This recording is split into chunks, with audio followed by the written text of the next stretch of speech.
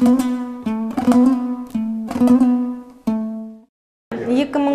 жылы осы мәселені алғаш зерттегенде кешенді ғылыми экспедиция құрылды. Сол кешенді ғылыми экспедицияның құрамында тілтанушы ғалым ретінде өзім қатысқан болатынмын. Сонымен бірге ол ғылыми экспедицияның құрамында әлеуметтанушы, тарихшы, философ, инженер мамандар болды. Сол кезде біздер Түркияның, Өзбекстанның және Әзербайжанның латын қарпіне көшу тәжірибесін біраз сараладық.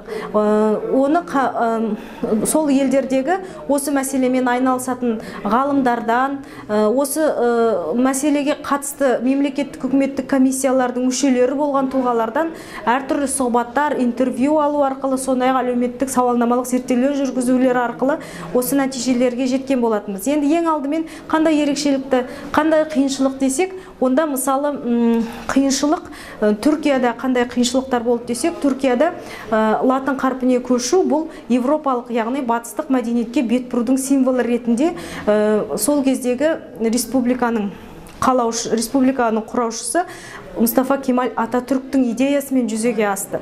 Бұл реформаға қарсы тұрған Түркия қоғамының біраз бөлігі қарсы тұрды. Өйткені Түркия сол уақытқа дейін Османлы империясының мұрагері ретінде танылды. Ал Османлы империясы негізінен бұл араб мәдениетінің негізінде құрылған және жазуы да араб графикасы негізінде болған. Сондықтан араб графикасынан бас тарту бұл Түркияның бүкіл тарихынан бас тартумен, Османлы империясының жетістіктерінен бас тартумен бірдей үрдіс ретінде халық арасында қабылданды. Бірақ осы қиыншылық қалай жеңді? Қиыншылықты Түркия қалай жеңді? Бір қызығы 28 жылдың маусымынан сол жылдың қарашасына дейін ғана латынға көшу процесі жүзеге асырылды. Сол тез аралықта осы проблеманың бәрін олар административтік күштеу шарасымен шешті. Себебі реформаның бастаушысы сол кездегі саяси элитаның өзі болып отырды. Сондықтан олардың қолында барлық күш болды. Сол күштің арқасында ол қоғамдағы әртүрлі көзқарастарды да басып тастап отырды және процестерді сондай тездетіп жүзеге асырды. Әзербайжанда қандай қиыншылық болды? Әзербайжандағы қиыншылықтар біздің енді барғанда сарапшылардан сұрауымызда ол 90 жылдардың басында реформа жүзеге асырылғандықтан тәуелсіздікті жаңа алып отырған мемлекет, экономикасы әлі айқындалмаған кеңестік тоталитарлық жүйеден бодаудан әсіресе экономикалық жағынан әлі шықпаған дағдарыс кезінде көшкендіктен әртүрлі экономикалық қиындықтар туындады деді. Ең алдымен латынға көшіп алғаннан кейін барып латын тіліне, латын қарпіне үйрететін мамандардың тапшылығы осы үлкен проблема болған екен. Одан кейін екінші проблема мынау баспадан шыққан латын қарпінде жазылған өнімдер аз болған. Олай болатын себебі енді сол кезде дағдарыс болып жатты да оны бірден шешу қиын болған екен. Енді Өзбекстандағы қандай қиындық болды деген кезде ол жерде біздің интервьюерлеріміз ең бірінші қиындық өзбек тілінің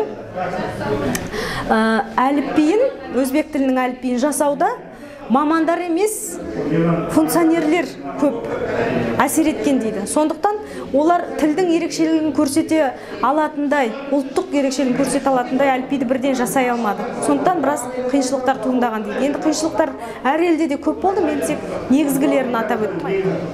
Енді менің бір қорқатыным ол қоғамда әртүрлі пікірлер көбейіп, сол пікірдің негізінде әртүрлі топтар, бір-біріне кереғар топтар көбейіп кетпей ме деген қауіп бар.